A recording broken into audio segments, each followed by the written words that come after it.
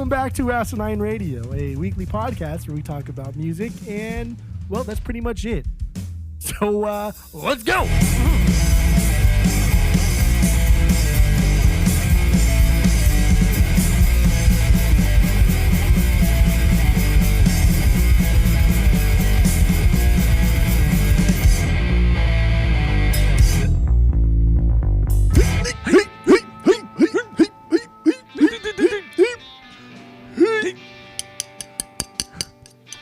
This is Asinine Radio. This is the weekly music podcast. This is the greatest podcast you'll ever hear in your entire life. And this is a great podcast because we take a different artist, a different album every week. We research as much as we can. We find out all the secrets about it. And then we let everyone know because we have the inside scoop on everything. So that's us, Asinine Radio. My name is Tyler. Way out there, hundreds of miles away, way out there in the ether is Jeff. And go to iTunes, go rate, review, and subscribe to us on there. Follow us on social media at Asinine Radio. So get into that. Now, Jeff, what are we doing today?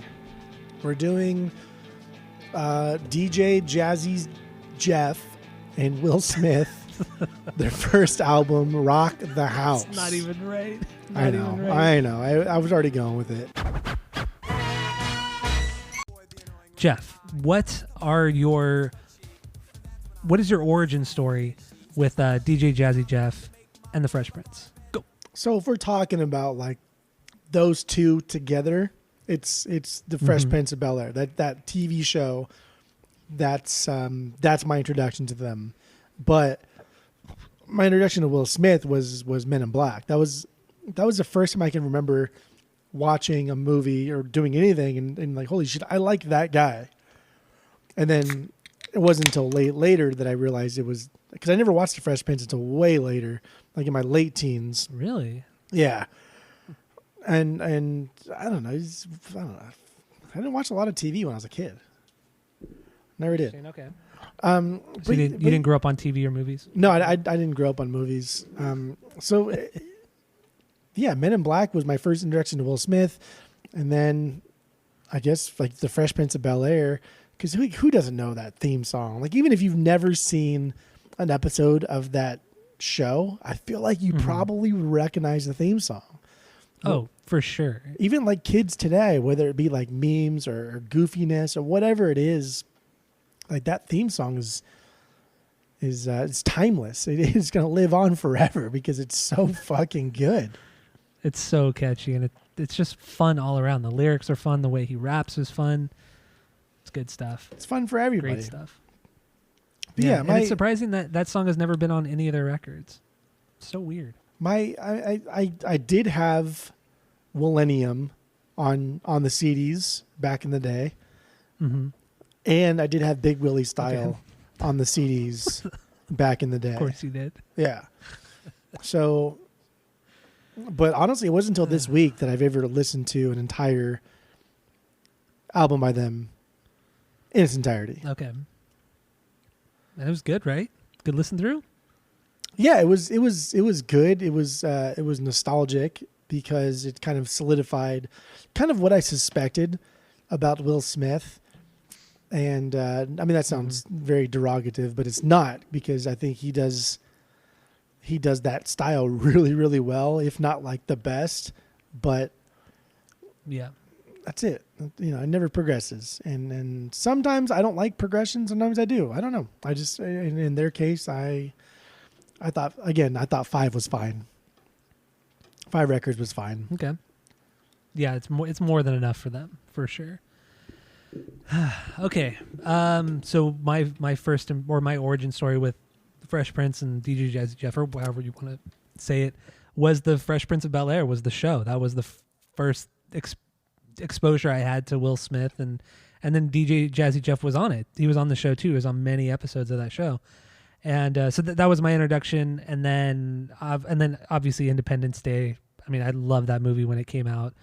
So that's me and Will Smith. That's how I got into Will Smith. And like you said, the theme song for the Fresh Prince of Bel-Air was it's iconic for when it comes to TV themes. And yeah, that's what I got. But I never, not until the last maybe 4 months or 5 months did I ever listen to one of these records in its entirety, and it was Rock the House, because I actually picked it up on vinyl off of the Glass House website. It was like $8. It was one of their things that they do at 6:00 every day, and it was just up there, and I'm like, oh, dude, it's $8. It can't be bad. There's no way it can be bad. And I got it, and it's an original pressing, and it still has the original shrink wrap on it with the hype sticker on it and everything. Like it's fucking rad. I love it. $8. So like, sick. what do you get it for $8? $8, man. $8. Like it was such a great buy. So, and I've listened to it so many times since I got it, and that's why we're doing it this week, because I wanted to do it. I suggested it, and now we're doing it. So yeah, that's my origin story, and let's get our first impressions of this record, Rock the House. So what do you got? I mean, off the bat here, off the cuff, I am fucking surprised that DJ Jazzy Jeff and Will Smith are like still friends. That's just right. It's just unheard of. It's just something you don't hear of after this many decades. People like this still, especially when one becomes, I mean, just bigger than Earth, and the other one is still successful. But like when the other one is that much more successful, you just don't hear of them doing things together. And they did like 2 years ago or 3 years ago. They played a few shows. Like they still do things, and that's fucking so cool. That's like that. Like that's the coolest thing about this entire week that I found out, was that they're still friends. That to me is it's so cool. And then awesome. I was watching live videos on YouTube. And last year, not even a year ago, they did a live stream. They just did a song together, because I guess last year Jazzy Jeff got COVID and he got pretty sick from it. And then after he recovered from it, him and Will Smith did a live stream of a song, and it was pretty cool. And they like talked beforehand, and dude, they're just. And then even Will Smith was like, he even called him out. He even called Jazzy Jeff out and said, "Why didn't we talk for like 2 years? Like, what was the reason?" And then it got kind of awkward, and then they just both kind of laughed it off. But apparently, like, they didn't talk for a couple years in the 90s, I think it was. But yeah, but now they're still buddies, and they still chill and still cracking jokes. It's cool, man. It's so cool. It's fun, dude. Like Will Smith is just he's. I love Will Smith. I think Will Smith is something else. You talk about like some of the biggest movie stars that have ever graced this earth, and Will Smith is definitely in that conversation. He's up there for sure, yeah. But like above all else, like he's never been like a complete dick. And even like in the recent times with Jada and her open relationship / not open relationship with that other guy, and like Will Smith was like the loser, I guess, if you even call that being a loser or a winner. Yeah. Like people felt bad for him, and even he was still like tactful about it and was like, yeah, you know, she's gonna, if she wants to be here, then she can be here. And like he was super nice about it. And it's just like, why can't everybody be like Will Smith? Why can't everybody just be nice? True. Like, why the fuck is it so hard for people just to be nice like Will Smith? I don't get it. But whatever. But like the dude's been doing it since Rock the House, right? Like he's since 87, dude. Yeah. Since we were born, Will Smith's been being nice. Mm-hmm. And above all else, my first listen through of Rock the House was, holy shit, this is a positive sounding record. Like positive, not just because it doesn't cuss, but just even like the things that he talks about. There's a lot of hype songs. There's a lot of self-hype songs, and there's a lot of DJ Jazzy Jeff's hype songs. But then right off the bat, Girls Ain't Nothing But Trouble, which is my 1B. That song is seemingly like what do you call it? What's that fucking word? It's not PC now. It's problematic. That's a very problematic song. And you think like, holy shit, that didn't age well. But then it's backed by another song called Guys Ain't Nothing But Trouble, and it really kind of like shows Will Smith take like you think he knows what he's talking about. You think he knows that what he's talking about is wrong, but he's trying to convey it to people that may not think that it's wrong. And so when he puts in Guys Ain't Nothing But Trouble later on, it's like he's telling the story of a person who is doing something that is blatant sexual assault, and then going on later to Guys Ain't Nothing But Trouble, and then showing how tough it is to be a woman. And it's like, that's so fucking progressive for this time, and it's so ahead of its time, and we wouldn't see anything like this.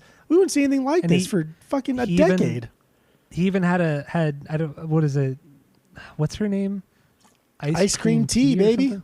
Yeah, she sang pretty much on that entire song, and it was a rebuttal to "Girls Ain't Nothing But Trouble," and it was so cool. Like to bring in like a whole different artist to do that song as the rebuttal was it was great. It was totally great.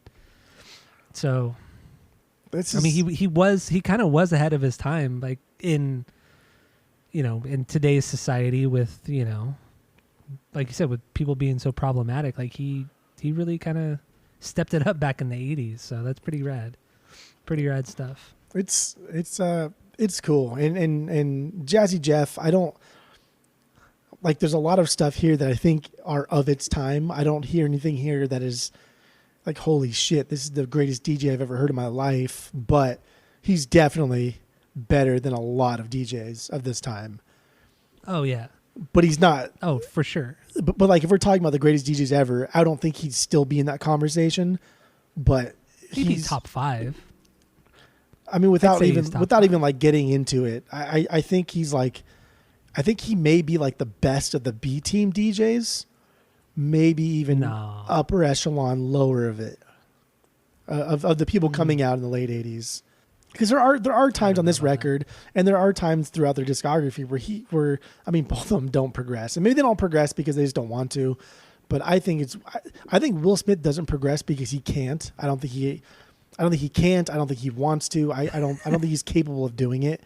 I think he's happy just being, like a shtick. Will Smith is a shtick at this point. And I think Jazzy Jeff was just riding the coattails of the first 3. And then they kind of jumped aboard the gangster rap thing very briefly, and then realized this stuff's not for us. And then that was it. And especially Will Smith's acting career taking off, and yeah, he was blowing up at that point. Because I think Independence Day came out in '95, so I think it was '95, like a year after their last record. So he had just finished up Fresh Prince of Bel-Air, then went into Independence Day. That's a huge jump. Well, that was the thing, is the Fresh Prince started in 1990, and halfway through that series, they're releasing 2 more albums, and it's like the positivity, because I've since watched, not all, I don't think I've seen all of them, but I've watched a lot of Fresh Prince, and that just emanates with positivity and oh, totally, it's very wholesome, and it's a lot more wholesome than I ever thought it was, because of a show starring Will Smith and the goofy outfits he wore. And I always thought it was a goofy show. Like, it's just dumb. And I didn't watch a lot of TV as a kid, so I never went to it. But it's surprisingly deep. And they talk about a lot of really deep things that are not just based off of like race, but other things that affect everybody. And it's crazy. It's good. And like, I hate Will Smith for being so accessible to everybody, but I also love Will Smith for being so accessible to everybody. I know. He's so cool. He's so cool. Like, he's vanilla, but he's like the best kind of vanilla you could possibly get. He's like the thrifty vanilla, which is the fucking best vanilla. That's good vanilla. Dude, it's the best. There's no vanilla better than thrifty ice cream. No vanilla better than that. I can't think of anything better right now, but there might be something better. I don't know. The thrifty vanilla ice cream is its own like sub genre of vanilla ice cream. It's unbeatable. It's the fucking best of the best. Everything thrifty ice cream is just super, super solid. No, you're right. You're absolutely right. It's fucking affordable. It's delicious. I don't know how they do it. Yeah, like cocaine in there or something. I don't know. But yeah, dude, this album's really good. It's really positive. It made me feel really good. I didn't have to like listen real hard to pick up on a lot of the nuance here. So it was, and for the most part, the lyrics. But which is fine though. Like, yeah, it doesn't, like, some things don't need to be complicated. They don't have to have that nuance. Like, you could just have a fucking blast listening to a record. It's fine. And I don't know. That's kind of how this record is. It's not super intricate, but sometimes it is. Like, there are moments where it is. And there's some really cool things going, like some back and forths that they do. But overall, it's just really good, solid hip hop from that time. This is it's good stuff, I feel like this is a hip hop album that you and I would have released if we took hip hop a little bit more seriously, because our early rendition of like Niddle Shins is basically this. Oh god, that was so dumb. But it is stupid, but like with a little bit more production and a little bit more time writing the lyrics other than just making it up on the spot. This is what it would have came out to be. Yeah, probably. But yeah, dude, Girls Ain't Nothing But Trouble, that's my 1B. That's your 1B. Okay, that's my 2B. Do we want to talk about that song anymore? Yeah, dude, we touched upon the. There's so much stuff going on. First of all, like this whole album opens up with the "I Dream of Jeannie" intro, right? I know, and it's such a cool. And if we're talking about "Girls Ain't Nothing But Trouble," you're choosing a theme song where, like, looking back, isn't she like a kidnapped slave or something? Isn't that what a genie basically is? Oh yeah, that's kind of what a genie is. But so in that show, he would the two main characters is her and then the guy, and he's like a Navy captain or something like that. Or he's in the Navy, and he ended up finding this lamp, on some island or whatever, and then come to find out it's a genie lamp, and then he brings it back home, and then she kind of lives there with him, but is also living in the lamp. It's really weird, and it's a show that would never be made nowadays because there's a lot of like sexism in it, and it's weird. It's a weird show if you really think about it. So like, for me, I've never watched the show. I know the intro. I know what she looks like, but I've never watched the show. First of all, because it looks fucking stupid. And second really of all, stupid, I've seen Aladdin. And once you see Aladdin, you can't have a genie without your first fucking, at least minimum, your third wish being, I wish you were free. And if that doesn't happen within the first 15 minutes of you having a genie, you're a bad person. That's terrible. And there was an entire series based off of this. So I don't understand this show. I don't get it. That was the show. Like, it was just like the antics of, him, and he's also trying to hide the fact that she is a genie. But you only get 3 wishes. I don't remember how the wishes work. I don't remember if he ever asks for any wishes. I really can't remember right now. But I just know there was a lot of antics, like, people coming over, and he's trying to hide the fact that she's a genie, but then she has like these magical powers, so she's able to do certain things around the house. It was a very weird show. It's a very weird show. I think the reason why I don't watch this show, because first of all, it just sounds too far fetched, and second of all, of course, most of the shows in the '60s were. And second of all, well, I watch a lot of cartoons too, but my complaint about being too far fetched is silly. But also, it's like, dude, in a post Aladdin world, genie stuff is just you have to, you gotta wish him for free. You gotta wish freedom, or else you're a bad person. That's fact. True. Like you're if you don't wish for your genie's freedom by the third wish, you're a bad person. And so that's why I think it's stupid. But whatever. I think it's interesting that they put the first track, Girls Ain't Nothing But Trouble, and they put I Dream of Jeannie.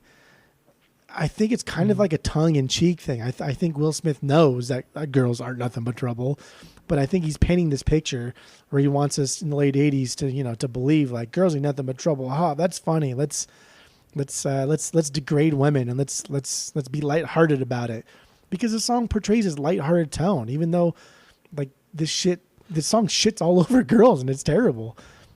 But I think that's the point. I think he's trying to like grab us, and we were just born in the 1987s, but I think true. Yeah. At this time, women's rights and this stuff wasn't talked about. Nobody really cared about it then. Gangster rap was coming up too, and I mean, bitches ain't shit, right? Wasn't that that's but good people? Bitches ain't shit but good people. Yeah. So I think Will Smith being like ahead of his time is planting the seed in us, setting us up to kind of be shocked, because girls ain't nothing but trouble, and we're like, oh yeah, man. As a guy, you're like, yeah, fuck yeah, girls ain't nothing but trouble, sure. And then all of a sudden he lays down later on, guys ain't nothing but trouble, and we're kind of like taken aback, like, holy shit, what we're doing is fucked up. Wow. Yeah. You got me, dude. You got me thinking. And so like this in essence is conscious rap. Like, this is what it's supposed to be. This is bringing an issue forward and letting us decide the outcome, letting us decide what is good, what is bad, letting us come to the conclusions. And I think Girl, You Know That I'm in Trouble is like the best song they've ever done. So that's a bold statement. Just saying. That is a bold statement. Yeah, I was thinking more about the I Dream of Jeannie thing too, and from what I'm remembering is that she was like the one who's more sexually suggestive towards him. Like he was the shy one. I think he was the one that didn't want to like. He was the reserved one, the conservative one, but she was the one that was more kind of out there and more progressive, I guess you could say. And I think that was like the tension between the two of them too, was that that sexual tension back in the 60s for what that's worth. But then why couldn't he just say like, I wish for your freedom. Do you want to date? I don't remember. I honestly, I haven't seen it since I was a kid. I haven't watched it since Yeah, because she's some kind of fucking weird sex slave. That's what I Dream of Jeannie is this weird fucking brothel kidnapping. That show's weird. Yeah, I agree. But, it was always on TV in the 90s too, because, Nick at Night. That's when I watched all these shows like I Dream of Jeannie, Bewitched, The Munsters, all that shit. Not Happy Gilmore, fucking Happy Gilmore. Gilligan's Island. Sing Gilligan's Island. But yeah, same thing, right? But yeah, I don't know what I'm getting at. So let's see. And then the video too for this song, the only video for this record. I love this video. Love this video. It's it's just like on this like really bad like stage, like sound stage, and they just like he's literally reenacting the story that he's telling, which is so funny. It's so stupid. I like it. It's first it's him getting chased by like girls in really, really tight skirts, and then each like verse has its own different scene that matched the lyrics, but it's all done in kind of that cartoony, goofy Roger Rabbit style, right? Yeah, like it's like that I don't know, like you put up a big piece of wood and you paint it to look 3D, but it looks really shitty, so it's not really actually 3D. Like that type of style. That's what it's kind of done like, and it's really funny. But even like, I don't know, man, that video is fucking a banger, and it's really funny. I liked it a lot too. It also reminded me a lot of the Fresh Prince of Bel Air, that opening scene too. It has that same like cheesy soundstage thing going on, and some of the fisheye lenses that they use, and just kind of the goofiness of it. They're very much the same. It's super cool though. But the song like starts off so deep, like the first verse, he's talking about why girls are trouble, because when you get too fresh with them, they like to yell rape. Like that's kind of the path that he's leading us down. He says, yeah, well, she yelled rape and I ran. And it's like, what the fuck, dude? Like, this is not fun. This is not funny. Yeah, and so you like now looking back on it now with with different eyes, it's enlightening. But back then it was, I would assume that it's probably like, yeah, they do that. And it's like, it was more normal. It was normalized. And then that's why later on in Guys Ain't Nothing But Trouble, because that song progresses to the extreme. That song kind of starts off a little lighthearted and ends with essentially like homicide. But I think it's, dude, it's fucking, it's so good. It's so good. Again, this is like the birth of conscious rap here. No, I agree. We talk a lot about like the native tongues, Tribe Called Quest, De La Soul, dude. Will Smith, not as horrible, as one-dimensional as he was, like this is where it started. This is it. He knows how to get the point across. Yeah, I mean that's a great point. Yeah. God, it irritates me how fucking good he is and everything. So annoying. And he's always super fucking buff right? too. Like what the fuck, dude? I know. I noticed that too when I was watching some of the newer live videos. Like the guy is still in great fucking shape. Like he still looks young. Like he doesn't look. He hasn't aged. Like if you look at Jazzy Jeff, like you could tell he's older now. But Will Smith, the dude doesn't fucking age. I know, it's so annoying. It's so obnoxious. I feel like friend of the pod knows somebody who worked for Will Smith as a caterer. And well, I mean, we won't talk about that. Well, it's a friend of a friend of a friend, a fourth party friend. I guess so. Yeah, it's not, but I don't want to go too. Somebody far worked for him, Somebody and works or worked for him. Yeah. And let's just say he does. I mean, because of the money he makes, he does eat really healthy, and he does have a personal chef to make him whatever he wants. So I'm sure it's a lot easier to stay fit when you have people surrounding you to encourage you and things like that. To us laymen who have to get up and then find motivation in ourselves to go to the gym, that's a little more difficult. But damn, this song's a banger, dude. It is really good. I love this song. That's why it's my 2B, but it's great.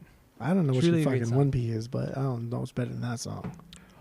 Should we get into my 1B then? Yeah, I do want to get into your 1B. Okay, it's just one of those days. Oh my the next God. song. Wait, you don't like this one? This is an okay song. Oh, dude, it's not even a banger. No, not a banger. I only have 5 bangers. Okay, I have 7 bangers. Yeah, I have no 5 stinkers, bangers. so I assume. No, I assume you have no stinkers. I have no stinkers. Okay.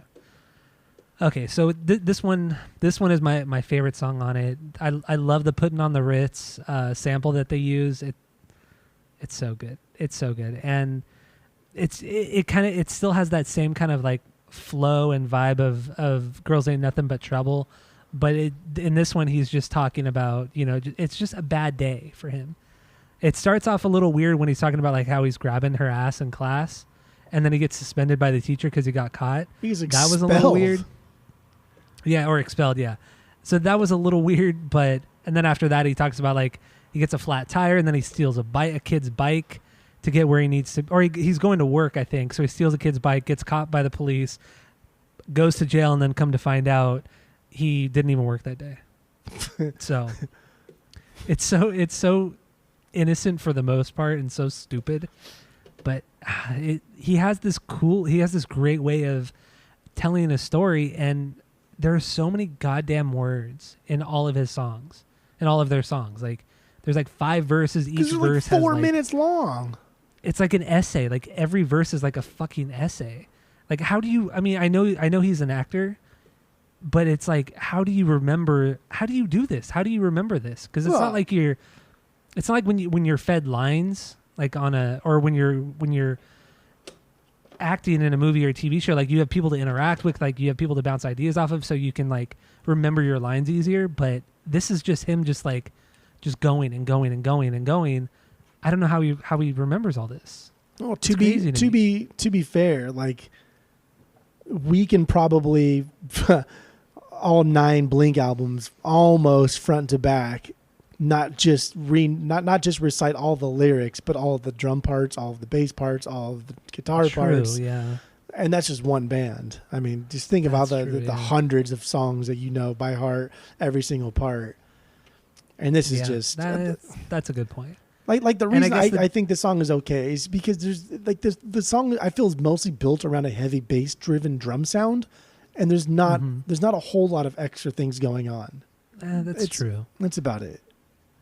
But it's still like I also like how he ends like the verse. He just says, just one of those days. Like he just kind of like shrugs it off like it's nothing. But everything he had already talked about in that verse was like, wow, dude, that's like really shitty. Like it's a bad day. But he just kind of like brushes it off, and I don't know. Well, it's his attitude in the song that I like a lot too, mixed with Putting on the Ritz, because that song's a banger. It's funny because he talks about having a bad day. Because we talk about having a bad day, like it's really not it's out of our control. Today's just a bad day. So whatever happens today, it's just a bad day, Like, whatever happens. It is what it is. I follow science, live, laugh, love. That's how our society views as having a bad day. It's just, if something happens, you chalk it up to having a bad day. It's almost like you're disassociating yourself from taking responsibility. It's just a bad day. And like right off the bat, he gets expelled for sexually assaulting some girl, and he doesn't learn his lesson. And he's he thinks it's funny, and he goes to the principal's office, and he still thinks it's kind of funny. And like the way he delivers the verse, it kind of seems like the character itself doesn't even really care or understand how extreme like the sexual assault was. And he gets expelled, and he's like, "Yeah, it's just a bad day." It's like, no, dude, like. You're not going back to that school. Well, that was awful. And then the second verse, like he thinks he's late for work. And so there's this whole chain of events where he like steals a bike and he's doing all these things. And then one I thought was a really funny line, but one line is he says, He says he tells the arresting officer, he says, "You got 5 seconds before I punch out your lights." But then the cop pulled out his gun. I said, "Ha ha, psych." Oh, it's so stupid. That's such a good line. It's so stupid. It's so like fucking cheesy and childish. But even like equating sexual assault to thinking you're late for work, thinking that those two are on the same level is going along the lines of girls ain't nothing but trouble. He's building us up to crush the norms of 1987. I'm telling you, man, conscious rap at its finest right here. So subtle, so clean. No, I think you're totally right. I think you're totally right. Because a lot of these the way he's speaking is so, it's just so outdated. And at the time, if a lot of this shit was okay and a lot of people just didn't give a shit, and that's how it was. But man, you're right. He was ahead of his time, and it's remarkable.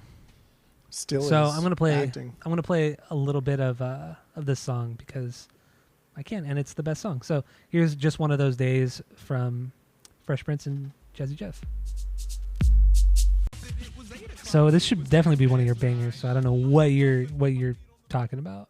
Wait, what was that? I had to run up and get a beer real quick because I wanted to listen to the whole song, so I had to wait till the last second to run and get a beer.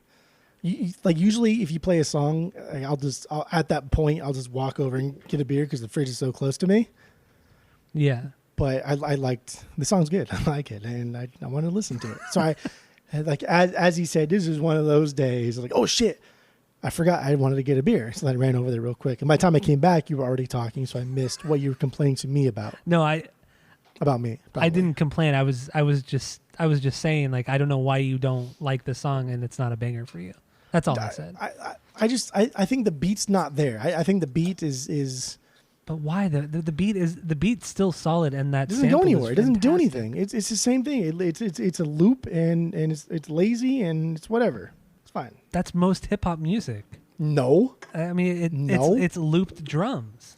Yes, no, look on this album. Look on this album alone. The jazz song. That's not most hip hop. No, I know. Like that's something different that can elevate you. A touch of jazz is something that can elevate you to be better, to be something more than just typical hip hop. That's how hip hop started, was just looping. But I'm saying in general, that's most hip hop. Well, then yeah, and that's why most hip hop is probably bad. Most rock music is bad. Would you agree? Okay. Would you agree Fair that point, most rock music is probably bad? Fair point. Fair point. Okay. So let's see here. Do we have anything else on this one? No, I already deleted my notes. Dude, even like in this song, so he says the line, I forget if you're stalling. He says about grabbing the girl's butt, she put it in my face. She must have wanted me to grab it. Like, holy shit. Yeah, that's pretty like that's pretty gnarly. That's like subtly the most controversial thing that they've said in 5 albums. Like that's pretty. But it's not. He doesn't say it because he believes it. He says it because he wants us to really like pick it apart and listen to it and realize how horrible it is. I'm hoping. Yeah.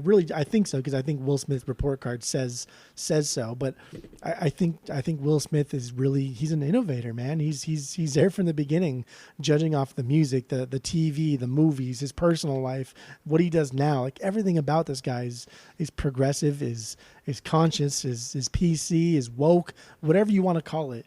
Dude, Will Smith's the whole package. I'd fucking marry him. I don't even care. I would. I mean, Will Smith is great. He's really done nothing wrong, like nothing bad at least. He's pretty cool. He's a pretty cool guy. If it came out like Will Smith was involved in this huge scandal, that would crush me.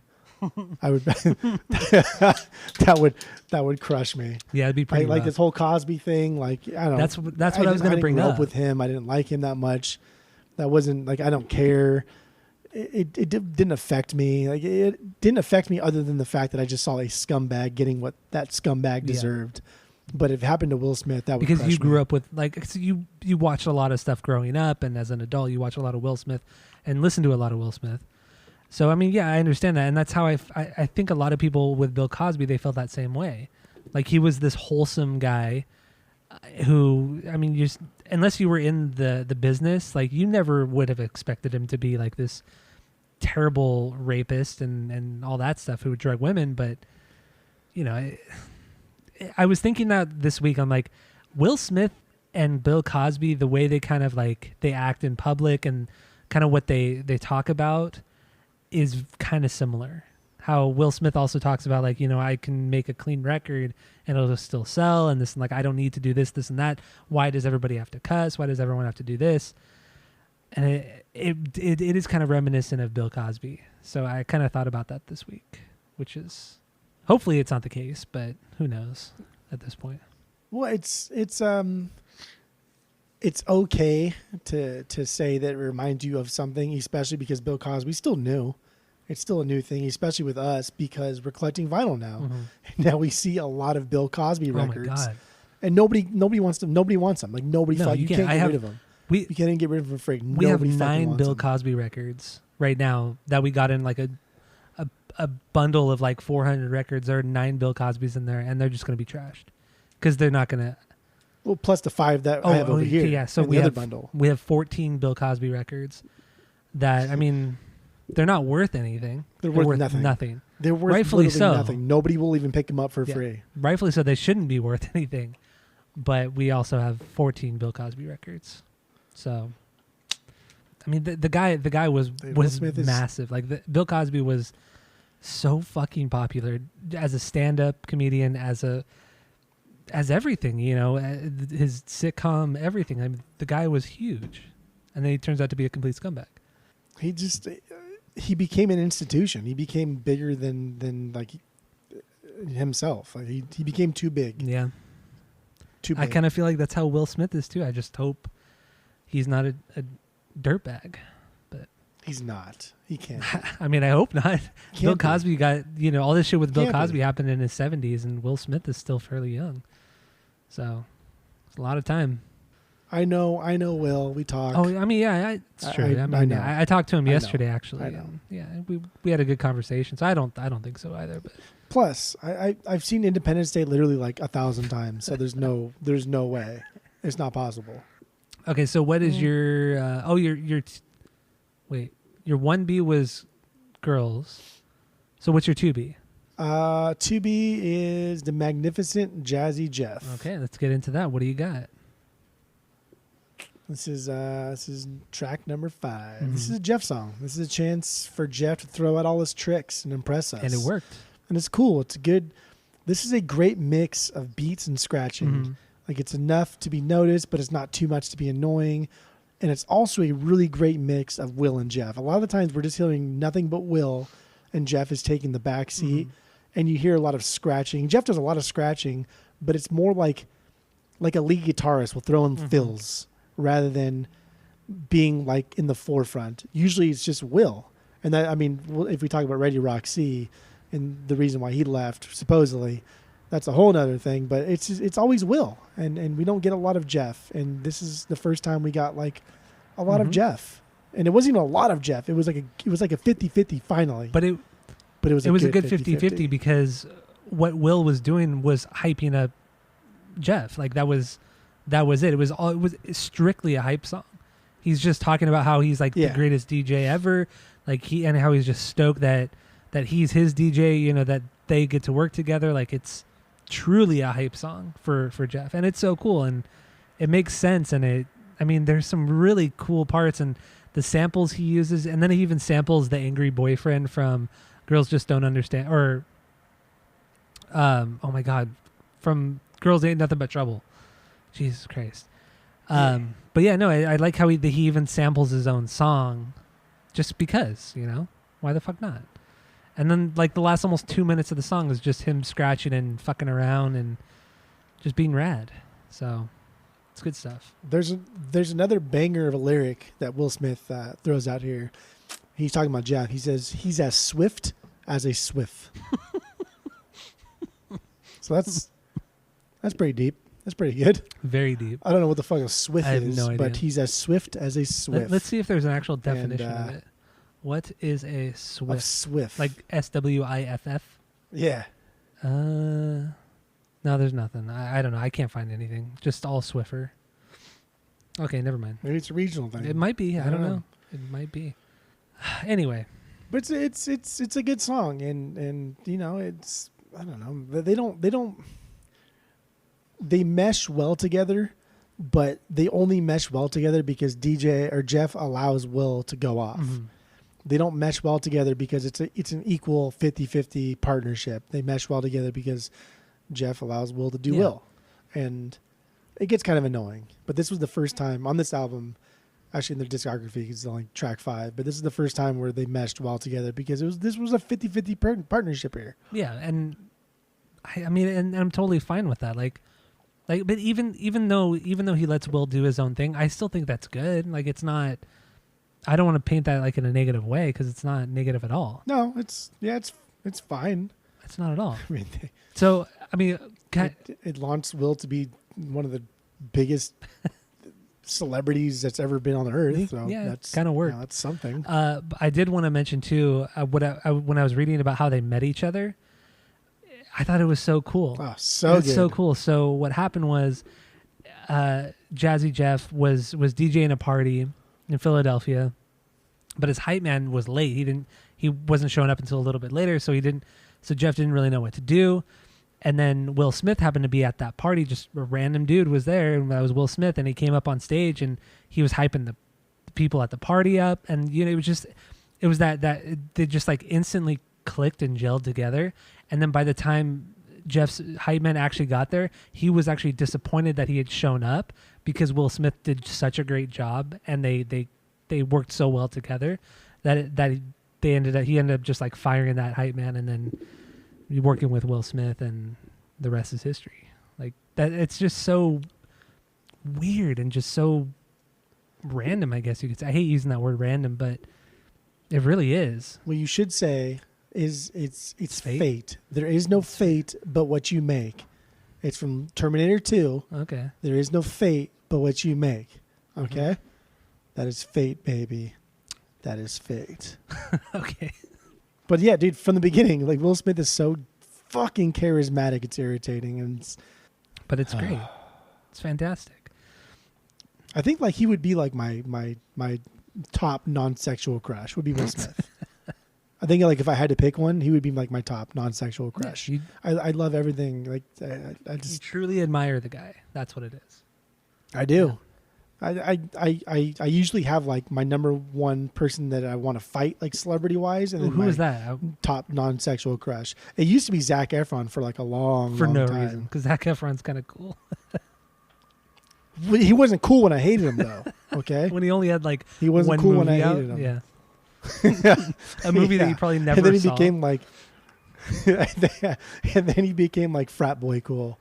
I like Zac Efron. I think he's funny. I think he's cool. I like him. No, I think he's cool now. Yeah. He's probably always been that way, but you just had this crazy idea in your mind. Yeah. But okay, so let's play a little bit of the magnificent Jazzy Jeff. So here we go from the Fresh Prince and Jazzy Jeff. There you go, the magnificent Jazzy Jeff.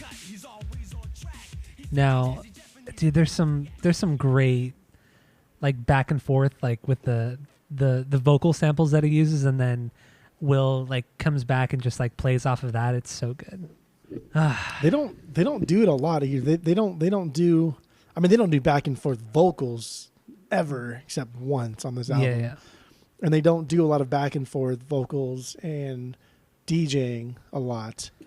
Now that I think about it, I think this may be like the only time they've done it. Maybe a couple other times, which is so weird because because I mean the Beastie Boys were doing it at this point, and I would have thought that they would have like kind of picked up on some of the Beastie Boys stuff, and I mean I don't know, I feel like they would have done more of the back and forth because the Beastie Boys were blowing up at this point.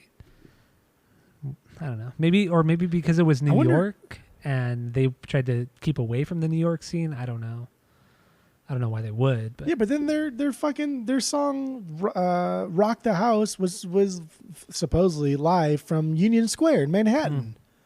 Yeah, that's and true. like anybody that knows like hip hop culture, like Union Square is extremely famous for not just like hip hop culture, but African American culture, counterculture in general. Mm-hmm. Like a lot of guys started off doing public like park battles here. Mm-hmm. They called them like ciphers, but like they're more informal, casual, freestyle jazz stuff. But like, dude, Kid Cudi, the P. Diddy, Mos Def, a lot of guys got their start doing this stuff in Union Square, and their third track is a live thing from that with Ready Rock C, who's not even like in the band.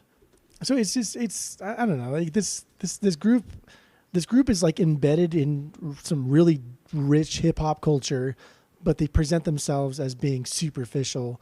But I don't think they're superficial at all, which almost makes me think, now that I'm thinking about it in my mind, I was thinking thinking in your mind that maybe their manager saw an opportunity, whoever their manager was, whoever Will's manager was, say like, hey, lean into this aspect, because I think Will could have like read a fucking grocery list and it still would have been as fun. Yeah, because I think has Will that could have done flow. anything. He has that. It's not even like a. It's there. It's not even like a super fluid flow. It's more of like a staccato, like dun dun dun dun. It's like a melodic flow, I guess you could say, rather than just him just like rattling off words and just having it be kind of seamless. Like he has like a like beats to his own vocal delivery, I guess you could say, which a lot of hip hop of this era had, but I feel like he did it so well. He was so good at it. And maybe that's what makes him such a good actor too. Or yeah, it's like he knows how to go with the beats of a story or the beats of a scene. How to roll with the punches, kind of, right? But then it also kind of made me wonder this week too. I'm wondering if like this group would have been much more popular, much more legendary, had Will Smith not become an actor. Like I feel like this group could have been like just like as big as the Beastie Boys or as big as whoever, of this era, but because he was, the Fresh Prince of Bel-Air and then Independence Day, Men in Black, so on and so forth, that kind of overshadows or it gives less credibility to this era of his career. Because people just throw him off or write him off as being like a sellout almost. I don't know, maybe I'm crazy. I don't think so. I almost think like this is not a long con, but this is a long predetermined path that Will Smith set his sights on and achieved it, because he started off as this goofy hip hopper and progressed a little bit, and then that transitioned into being the Fresh Prince, and then having his own TV show where it was seemingly goofy. And as a kid, like I knew what the Fresh Prince was as a kid. I just never watched it, but I knew it was goofy. Yeah. And I knew like Will Smith dressed in like goofy clothes, and it was silly. But then the older I got, I realized like, holy fuck, he has something to say. This show has something to say. And that progressed into him, doing bigger films and, like Independence Day and Men in Black and stuff. That wasn't very big, but Bad Boys is kind of like huge, a deeper cut. And it's not just like a big blockbuster movie, but that's kind of like a deeper societal cut, I guess, for maybe. two African American cops pretty much doing whatever they want. Where you get your Starsky and Hutches and Mel Gibson's always out there, and it's like now you got Will Smith and Martin Lawrence blowing shit up. Like that's really cool. And and then like Will Smith like transitions and does his own solo stuff. But then he still contracts Jazzy Jeff to help him out produce albums or produce some of the songs, to lay down some of the DJ track for some of the songs. And so it's like he never loses sight of where he came from, but he's always progressing to be better and better and better. And then you see him progress not just like as like a person, but as an actor, right? He goes from making like Men in Black to doing movies like 7 Pounds, where he sacrifices himself, to doing The Pursuit of Happiness, to direct. I think he directed iRobot. I think like that was when he directed and starred in. No, I thought iRobot produced and starred in. Wasn't iRobot a Spielberg movie? It was either iRobot or I Am Legend. One of the I's. One of the I's was like produced or directed by him and starred him. Wait, is iRobot even a movie? I hope it's I Am Legend, because I Am Legend's better. iRobot's good. It's the one you're where right. it's like futuristic. Yeah, no, it is a movie. Yeah, no, I remember the cover. No, 100% is a movie. No, it's definitely. I just can't remember if it's iRobot or I Am Legend. One of the two, he produced or directed and starred in. And so like I don't know. I hope it's I Am Legend because that one's a fucking banger. So he. iRobot's good too, though. iRobot's good too. He didn't do either. I mean, he was in it. He was in both movies, obviously, but he had nothing to do with the directing, writing. Nothing. He didn't produce or direct either of them. No. Nope, Dude, he should have produced. He should have directed I Am Legend. That was a good one. Well, I Am Legend was based off of a book or 2 books. It looks like. But he should have written the book. He should have written the book.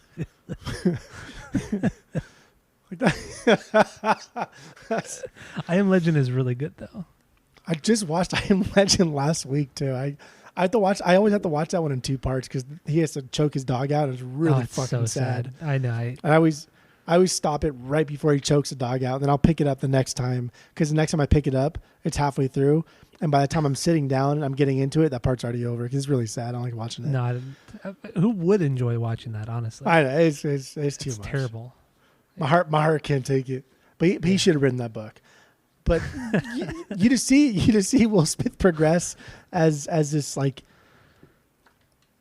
What is it? Is his real name even Will Smith? I looked at his Wikipedia page like 40 times. I don't even know. What's his real name? Is it Will Smith?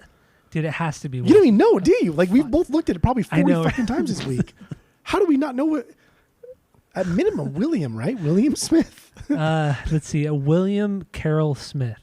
Well, no, William Carroll Smith Jr. That's what it is. Born in 1968. Wow. Dude. Yeah. I'm telling you, man, Will Smith has built this persona up from day one. And it's just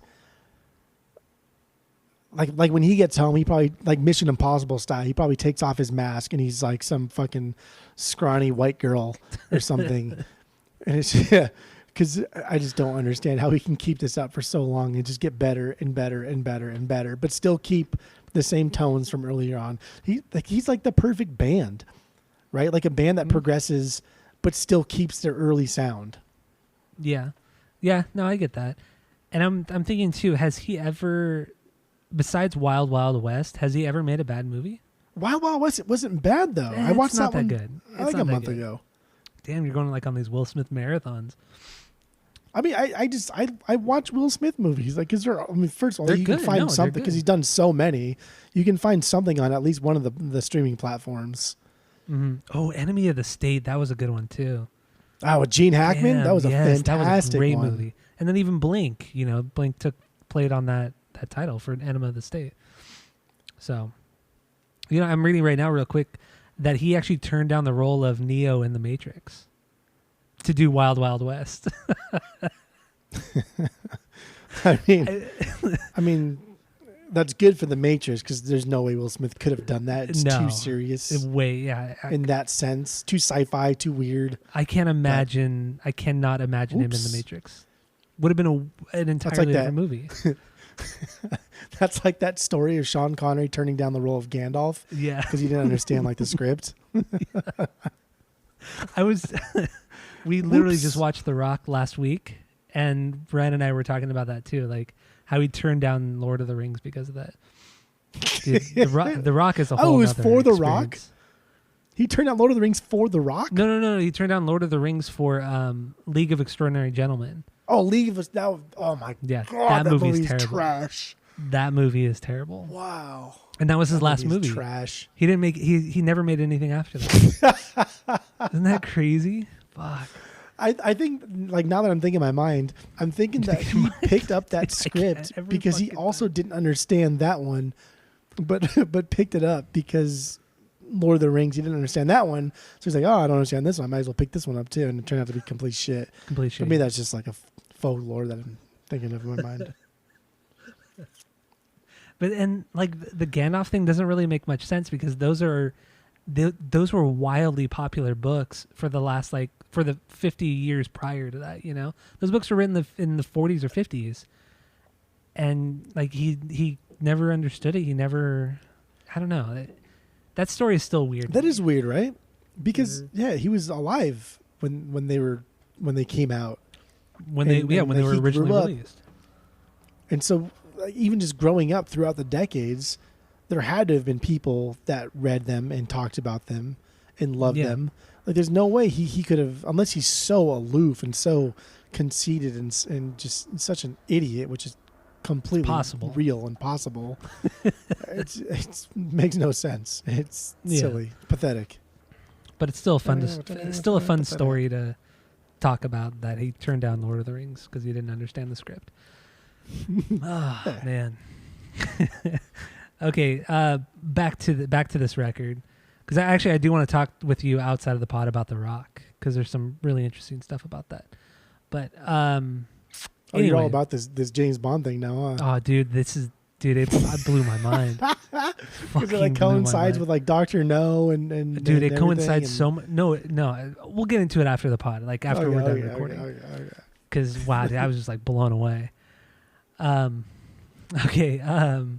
Fuck, man. What are we doing? Let's kill Rock the House, because we're talking about the Union Square thing in Manhattan, and then I talked about Ready Rock C, and then we can just nip that real quick in the butt hole. So this is the beatboxing. Ready Rock one. C.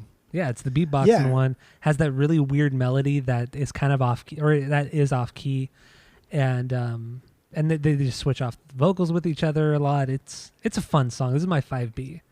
It's my 5B. I just don't understand like the sequencing. Like, why have it this early on? It is a little strange, but I don't get it. I think it's fun. I think it's funny, and it reminds me of like camp, because at camp you do a lot of songs and you sing the song, and then so it's like a call and answer thing, and you'll be like, now do it old man style, and you like talk like this while you sing the song. But another one is like you do it, you call it underwater style, and then you just like do like this thing and like talk like you're underwater. Like, it's so fucking stupid, and that's what they did in here. Yeah, he's like, now sing it like you're underwater, like, because he's beatboxing and singing the tune of Sanford and Sons, and then he does it while he's underwater. It's so stupid, and that brought back so much nostalgia, and I was dying. I laughed pretty damn hard. It's very, very stupid, but it's a hype song. That's all this is, through and through. All they're talking about is hyping up the crowd and getting everybody going and just stoked, just happy to be there. You know, it's just a super positive song with no real deep meaning. And musically, lyrically, it all relates. It's a really cool song. It's a really fun song, even though at moments it's really bad, but the charm is there. It's truly a charming song. Yeah. Here's the extent of Will's lyricism. He says, "This is a party, so go grab somebody, drink some Bacardi, and dance with everybody." That's so good, though. It's so good. Come on. I get it. Come on, man. That is so good. That's Why are you being so critical of that? You like some dumbass fucking lyrics, and then you criticize this. That's a cool set of lyrics right there. Go drink, crazy. Like, dude, rhyming name like somebody with Bacardi is. He does have one. There's one instance on this entire record where I thought he elevated his rap game, but we'll get to that in a little bit. Okay. But this Ready Rock C guy, right? Clarence Holmes. Mm-hmm. Yo, Holmes, see you later, smell you later, whatever he fucking says. But this guy quits the group, right? Supposedly because he thought that Will wanted all the spotlight. He even sued the group for royalties, but was denied because he waited too long and the statute of limitations ran out. Really? I didn't read that part. No. But then, yeah, but then you think like, even if he stayed, they wouldn't have meshed. They wouldn't have meshed. You can't. Will doesn't deserve all the spotlight, but he can command it. This group can't handle. Yeah, but this group. Yeah, exactly. This group can't handle anybody else but Will, because Will can handle it, but he doesn't deserve it. But he can definitely handle it.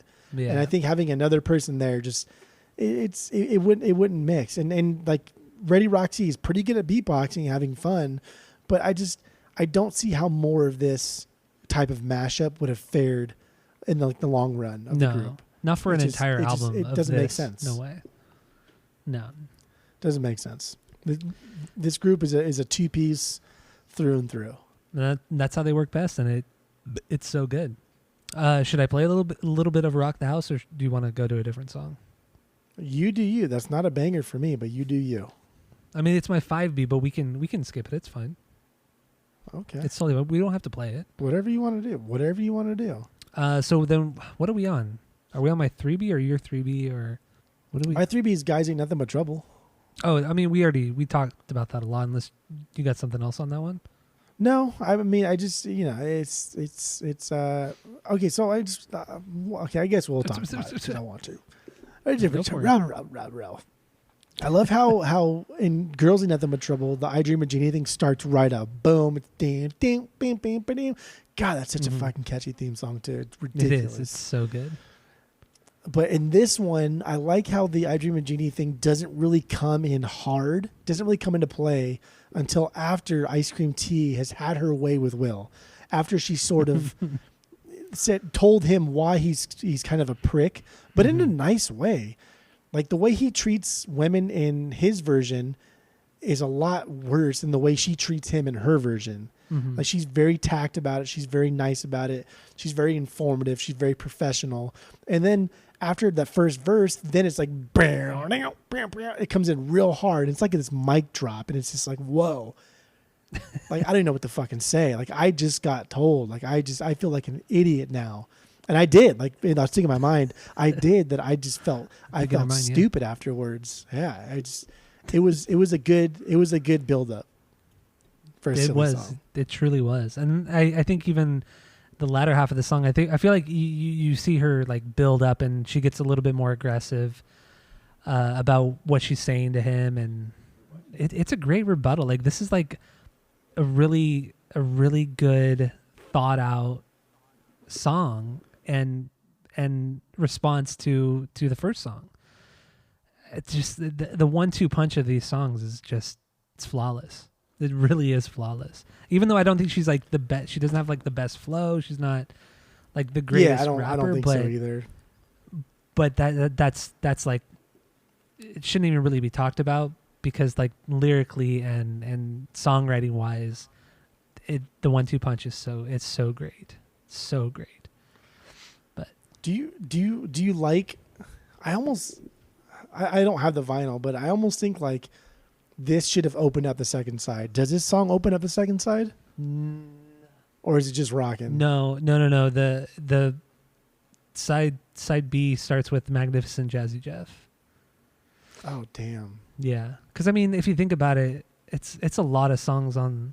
It would be too many songs on the A side.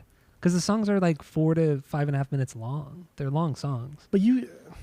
See, man... You can only fit so much onto it. And, this should have opened up the second side, though. This would have been a fucking killer side B opener. It would have been, but then if you look at what comes on after this, it's only a touch of jazz, which is less than, or it's about 2 minutes long, and then Don't Even Try, I think, is 5. So it's not enough to fill up the B side.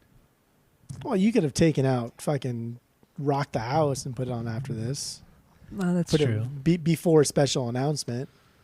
Yeah, but then maybe to finish up. Yeah, before special announcement, because that's. You gotta open up side B with Guys Ain't Nothing But Trouble. That's like the perfect call and answer. It's you can't get more you can't get more bestest than that. That's true. Do we want to play a little bit of this real quick, or what do you think? No, it's okay. I'm spitfiring, baby. I'm on a roll here. Okay, all right. That's my 3B. That's your 3B. Okay. Do you got anything else on this one? No. Okay. I deleted my notes. It's gone forever. Okay. So my 3B is A Touch of Jazz. Song right after this, the instrumental, the short instrumental. It's my 4B. It's such a nice like break from everything that you heard. It's just there's no vocals. It's just him ripping it up with some really cool jazz parts, and I like this one. And what did you say was your 4B? Yeah. 4B. Okay. I think. There's a lot of samples thrown in here. I think it works, but it needs a little work. I think it's fluid, but sometimes like his beat is too loud. It reminds me of Girl Talk. When Girl Talk splices up a lot of shit, he lays down a beat and the beat is fucking loud, and then everything else comes second. Mm-hmm. But I would have liked to see. I would have liked to see things here. Like I want to hear the samples breathe a little bit and let the beat calm down, take a backseat, let the sample come in hard. It never really did that, but I do love this song a lot, and I playlisted really it. cool. And this is a fucking banger of a song. Damn, but I do think it needs. on? This is my hip hop okay. playlist. Okay. But I think it does need a little work. I think it could be a little bit better. I can see that, but I mean that's more of like the big production wise. That's not really the sequencing necessarily of the song itself, right? And I'm just nitpicking because that's what we're doing here. Yeah, that's true. It's true. So I'll play a little bit of it because it's a nice break and it's really good. So here's a touch of jazz from. There we go. There it is. A touch of jazz from DJ Jazzy Jeff and the Fresh Prince. So good. It's so good. So that's my number 3. So, I mean, there's not much more to talk about it because it's an instrumental. It's an instrumental, yeah. So it's good. It's good. So that was my 3. What do you got for your 4B? That was my 4B. Oh, that was your 4B. That's right. Yeah, and then my last B is the next song. Don't even try it. Really? Okay. I think the bass line's cool. It's heavy. It's so got a little twangy twang to it. And this song, I think he shows some of his rap chops. A little bit, yeah. He does some cool shit here. Specifically, what the fuck? Okay. So specifically, there's a line. He said, because this whole song is about like people coming out the woodwork now that this group is getting famous, and they're trying to get their shit, like, hey, what's up? Like, come at me. He talks about Teresa. Will talks about this girl Teresa. It's kind of sad. Where he's like, he follows this girl Teresa and he builds up courage to talk to her, and he talks to her, and what he says was she disses him and also dismisses him, which is kind of funny. Mm-hmm. Only to have her diss me and dismiss me. That's what he says. So that was kind of cute. Mm-hmm. But yeah, that's what the song's about. But then there's other part he talks about. He says, but when I took my song to a record producer, he told me that I better go drink some rap juice and then moves into his next line. So it's that rap juice, or he's rhyming producer with juice. Mm-hmm. But he's adding the or, whatever part of speech, the preposition, or whatever the fuck the part of speech or is. Adding that in there is choppy, it's lazy. But damn, dude, the way he delivers it is fucking flawless. And I think this is the best thing he did in this entire record. That one little line, it was so great. It was so nuanced, and it was so I don't know, like upper level shit. Mm-hmm. It's good. You don't have to just rhyme straight word for word. You can rhyme words with anything else you want to and add. Fuck, man, I wish I really, really would have looked up that part of the speech of what that is so I can sound really smart. Maybe our friend of the pod, Justin, the Mingler, could help me out here. But I thought that was amazing to add or after. He's rhyming producer with juice, but then adding or, so producer, juice, or, so and then going into his next sentence, and it sounds so dumb. It does. It sounds so stupid, but dude, he pulls it off, and you never would have thought twice about it because it's so flawless. Because he has the confidence too. That's another thing. Like if you're confident in what you're saying and what you're, putting out there, then it'll sound okay. It'll sound good. And that's kind of what this record is too. There's a lot of confidence in every part of this record, even though some of it isn't that great. But they got the what's another word for confidence? I don't know. But confidence is a good word. That's like throwing it back to Shock G, who recently passed away. In the song the Humpty Dance, he rhymes the word Humpty with like umped thee. And then he talks about how he doesn't give a fuck. He can rhyme anything he wants because it's stupid. And it's just because he's so funny about it and he's so confident and he can portray it as just like a joke and then bring light to the fact that nothing rhymes with whatever he's trying to rhyme. It works. And you don't got to like hide it and mask it and all these things. And I think Will's riding a fine line here of trying to hide like the lack of rhyming also with just being fun about it. Mm-hmm. And I think it's just absolutely perfect. Yeah, you're totally right. It really worked out for him on this one. I feel like there are moments, not just on this record, but other records too, that like he can do a lot of stuff, but he chooses not to. Maybe that is a confidence issue too. I don't know. I'm kind of going back. I'm flip flopping right now.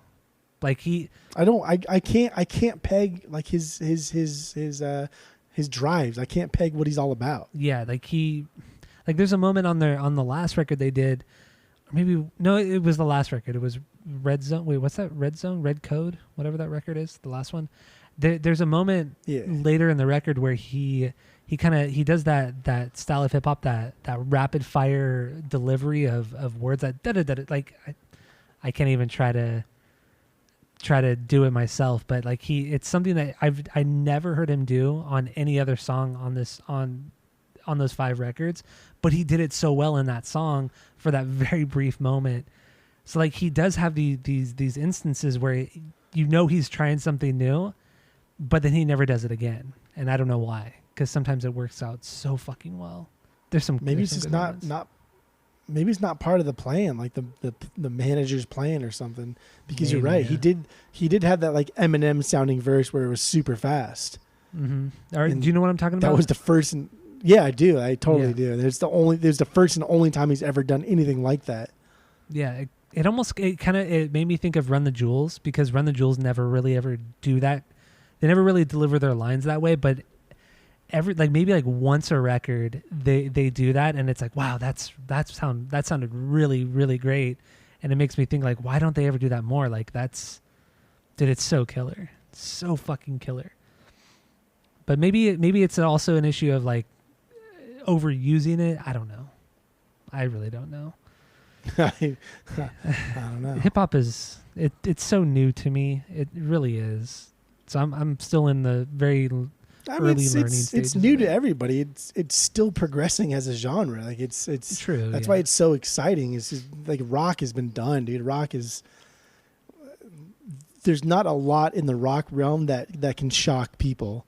Whereas hip hop, love it or hate it, like the SoundCloud rap era, like that was something new. That was something fresh. Some people fucking hated it. Some people really loved it. But that's still something new. Hip hop is evolving. Whereas like rock and jazz, and I don't know a lot about jazz, but I don't think jazz evolves that much. So there's, it's hip hop's in its own. It's still kind of in its like teenage phase here. Okay. Well, it's exciting. Like throwing it back to jazz, like there's been a lot of change in jazz. I mean, you got the jazz fusion that started in the 70s, which progressed into the really shitty jazz fusion of the late 80s and till now, essentially. Like there has been a lot of progression in jazz. But for the past even like 40 years, has jazz really changed? No, I guess not. I mean, let's not even get into like blues music. But blues music, in essence, blues music shouldn't really change. It should be stripped down music, basic stuff. That's which the is idea, fine, and you just kind of noodle around it.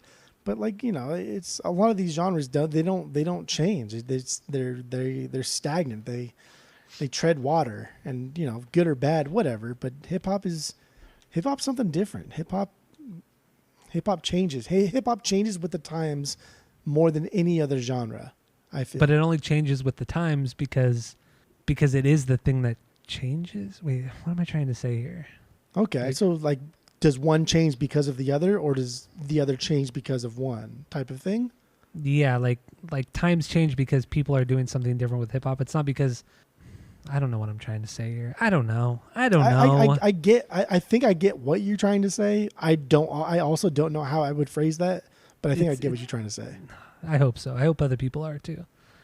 Like chicken and the egg type of thing, right? Which one? Yeah, I guess so. Kind of comes first, but yeah, I feel like hip hop music. I think I get it. I feel like hip hop music isn't based on like what's going on in the current musical environment. Like hip hop changes just to change, but it doesn't really take it doesn't seem like it takes a lot of influence from other genres or what else is going on.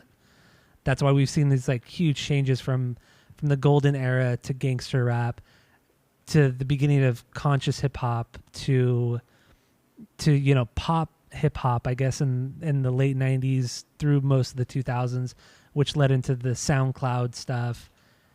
And then mumble rap, which is all part of that. I don't know. I don't know what I'm trying to say here, but I feel like I think it's something disconnected from what else is going on in the musical world, pop music world.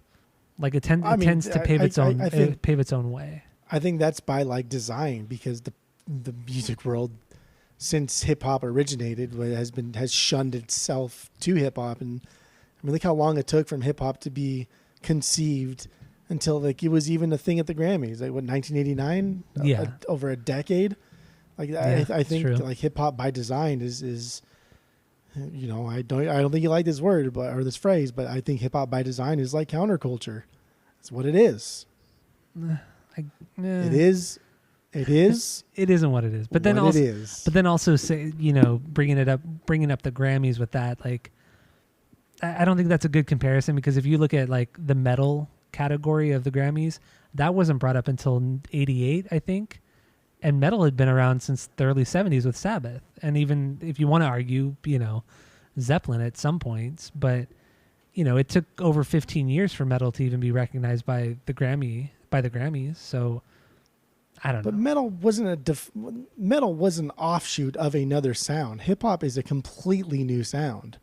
Metal was just an offshoot of rock. Like that's not. Is it? But is like it to like say something? To say Zeppelin is metal over rock, like you could fight about it all day, but you would never call Zeppelin hip hop, and you would never call fucking Mos Def metal. Like those are two completely different things. And to argue metal over rock is like, now we're just talking semantics. But even to not have not recognize a genre of hip hop is just, that's fucking silly. But then especially the Grammys. But isn't like but I even thinking about it too, the jump from like funk to hip hop isn't that big.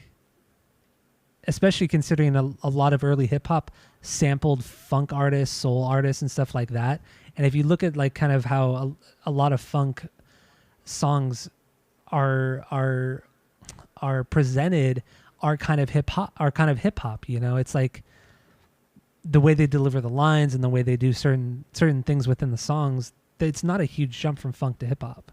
It really isn't. No, not at all. And I would be curious to see, I mean, what is rock anyway? Like that notion of having rock or metal or whatever is subjective as shit anyway. And like, you're right. Like hip hop started because of funk metal, or not funk metal, which is a cool which is a cool genre, but because of funk, because of soul, because of even disco, like a lot of these things, that's why hip hop was originated. I keep saying that like Rage Against the Machine when they, yeah. Both times you said it, I thought of Rage, and I thought you were going to say the next line. I know. I'm trying not to do that, but I can't stop thinking about it. It's so annoying. I don't know. Whatever, dude. Okay. How he says it all fast, and he gets like, originated. Gets all quick. That's so good. What an asshole. So don't even try it. That's the song we're talking about. I agree with you. The bass line is really cool. The sample that they use though, I don't know, I guess high guitar part or synth or whatever it is, or keyboard. Did you ever play Super Mario 6 Golden Coins on the Game Boy? No, I never heard of that one. Never. Okay, 6 golden coins? 6 golden coins. Yeah. I mean, I had it. What the fuck is that? It was one of my favorite Mario games growing up. It's so fun because it's so different from like the Nintendo and Super Nintendo Mario games. It's really good. But I played it so much. But the sample they use, I feel like took from that game, but then it doesn't make sense because the game came out after this album. So I don't know. Instantly it brought me back to that game and the music within that game, because that sample just sounds entirely pulled from it. It's so weird. But I was hoping you had played the game or you knew about it. It's called Super Mario Land 2, 6 golden coins. Did you ever play this? And the map looks just like Super Mario World. Yeah. Like that's the way it's laid out and the way it looks just like Super Mario World. I've never heard of this. It's really good. Did you ever play the first Super Mario Land? That was a good one too. For the Game Boy? No. I never had a Game Boy. Really? Besides, dude, I never when Pokemon came out? Honestly, I didn't play Pokemon. No, I did play Pokemon when it came out, actually. But I played it on Game Boy Color, so maybe I didn't play Pokemon when it came out. I don't know. I didn't play a lot of games or watch a lot of TV as a kid. I don't know. I never wasn't your thing. Never did. I shared a room till I was like 14, so I just never had like a room of my own. Never had a TV in my room till I was like way older.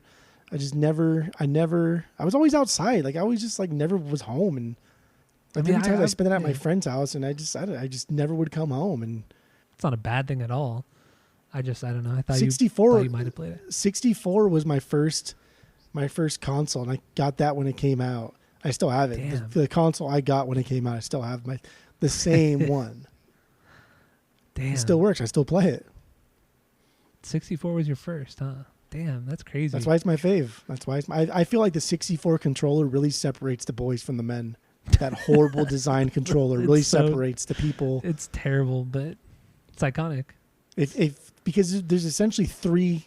You need three hands to perfectly master it. Nobody has three hands, as far as I know. So how fast you can go? Because I use my left hand to move from the left position to the middle position. Yeah, because that's what really separates. That's what separates the bourgeoisie from the proletariat, right there. That's it. But we all know have-nots. But we all know that the 64 controller, how rarely you have to actually use the D-pad. Hey. I mean, come on. Duke Nukem, NFL Blitz. Need I go on? Yeah, but NFL Blitz is no. Come on, you don't. It's not like it's super. It's not detrimental. You know, you can move fast enough to where you can. Where it's okay. If you can master the 64 controller, you can master any controller. That's true. That's a good point. That is a good point. Easy peasy. Yeah. All right. Anyway. Do we want to play Don't Even Try It? What do you want to do? No, that was my last B. I don't have any more Bs. So whatever. How many more Bs you got? How many killer Bs you got? I got 7, and then Don't Even Try It was my 7B. My 5B was Rock the House, which we already talked about. My 6B was Just Rockin', and we didn't talk about Just Rockin', right? But that's fine. Yeah. We talked about wink fest for Will. Yeah, but it was. I thought it was a lot of fun. All the scratching, and I don't know, and just Will Will also raps over a lot more scratching than he normally does, and then there's some like beatboxing thrown in there, but it's not overdone. I don't know. It's really good though. This one's funny because it sounds aggressive, but it's not actually being aggressive, and it's just him listening to music. Like loud music, right? and you think it's gonna go somewhere, but it doesn't, and no. Maybe that's that simplicity, that that one dimensional aspect is keeping true to form, but it's like this is cool. I like that it sounds aggressive, but it's not really aggressive. Mm-hmm. I mean, the first part of it is him talking about him just playing music really loud, but then like eventually lyrically it kind of evolves into him saying also, he is the greatest MC, and he's hyping himself up essentially, which he doesn't do very often. He's usually only ever hyping up. What? I thought that was because he was in his room like daydreaming, listening to music, and then drifting off. And what I mean? Because he's talking about how his mom's knocking on the door, and he's like, "I'm just rocking," and then it goes off into all these other people. And I thought that was just him daydreaming while he's listening to music, thinking he could do better, or just thinking of big dreams in general, which is cool. I don't know. I think that's fine. That's good. Yeah, I didn't even think of it that way, but that actually makes way more sense. That makes way more sense. So I stand corrected. It's cool. It's cool. Yeah, it really is. It's a cool song. So that's shit. Fuck. Burping over here. So yeah, that Just Rockin' is my number 6. And then 7 was Don't Even Try It. So let's wrap it up and give our rating on this. Final thoughts. Give our rating with our 3-point rating system, where 3 is a perfect album. 2 is a good album you're going to continue to listen to. 1 is a bad album, but give it a shot. And 0 is a trash fire. So what do you got, Jeff? This was interesting. This was interesting because it was, a hell of a lot better than I thought it was going to be.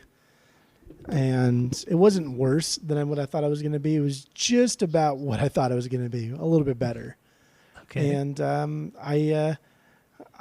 I have a hard time ever bad mouthing Will. Will's like God, like Lemmy, like the Airheads. Who would win a fight, Lemmy or God? Like it's like who would win a fight, Will Smith or God? Like trick question, Will Smith is God. So that's kind of like where I'm at right now. I've come to realize this week that I have nothing bad to say about Will Smith, and it's a little irritating because you shouldn't idolize false idols, right? You shouldn't worship false idols. Isn't that what Lemmy tells us? So it's a little bit weird, but I can't help it, dude. Like everything he does is at least good, and this is it. This is proof.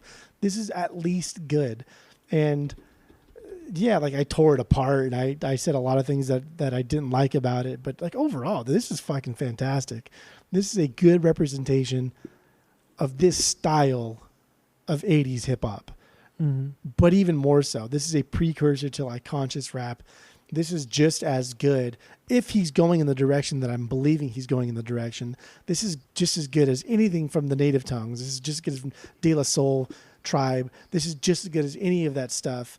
This is just as good as far as like early scratching mixed with almost like rap rock. Some of the stuff is heavy, like the one we just talked about. Mm-hmm. That was a little more aggressive. That was a little more like rock based, and it's just really good. And I don't know why. I mean, I do know why, because it's goofy, but it's sad that it's not talked about more, because there are more great things about this album than there are bad things. And there are way more good things about this album than there are bad things. There's not a lot of bad things about this album. With that said, I don't foresee me listening to this album front to back too often on Spotify. So with that, I'll give it a 2.25. But really that low? Holy shit. But if I saw this on vinyl for 15 or under, I'd pick it up in a heartbeat. And I'd listen to it front to back. So yeah, on Spotify, I'm doing 2.25. On vinyl, I'd go as high as 2.7, 2.75. Fair. That's fair. I like how you broke it down and gave the different ratings. Because this was the first time like I've ever felt like I playlisted I think 4 of these songs, mm-hmm. but I don't think I'm gonna listen to it front to back. But if I had this on vinyl, like I fucking for sure would. Okay, all right. I'm kind of in the same boat too. I don't know if I would listen to it that often front to back on Spotify, but because I do have it on vinyl and I have listened to it several times, or many times on vinyl already. Like it's good stuff, man. So you gave yours a 2.25 and a 2.275. Did I say that right? 2.75. Fucking goddamn, dude. It's getting late and it's the end of the pod. Fucking shit. Sure. So my final thoughts real quick. I would have never really listened to it because I thought let me start this over. I agree with you on so many things. Jesus Christ. Like you're not even messing up that bad. It's just I think in your mind you think it's worse, but it's not. When you stop makes it even worse. I'm thinking too much in my mind, right? You're thinking in your mind, right? Oh God. Oh my God. This was everything I expected, and I mean that in every positive way. I had a blast listening through everything. I had a blast listening through this album. I'm super stoked I got it on vinyl. I listen to it very often, and with that said, I'm going to give this a 2.75. It's not perfect, but it's goddamn fucking good. It's fantastic. So 2.75 for me on this one, and I'm a fucking mess tonight. From the very beginning, I've been a mess. So it was a little thrown together here and there at the last minute, but that's all right. But we got through it. We're over 3 hours deep. We got through it, and I'm glad we got through it rather than push it off for another week or so. So yeah, because you don't want to postpone stuff. No. So I got nothing else. Do you have anything else, or what? No, you're already playing the music, so now I'm good. I mean, we could still talk. We could still talk. So I don't know. I got nothing else. Stay tuned for the next episode because we're gonna have a friend of the pod on. Should be a good time. And thank you all for listening to this one. And go to iTunes, go rate, review, and subscribe to us on there. Follow us on social media at Asinine Radio. And that's it. That's all. David Jefferson.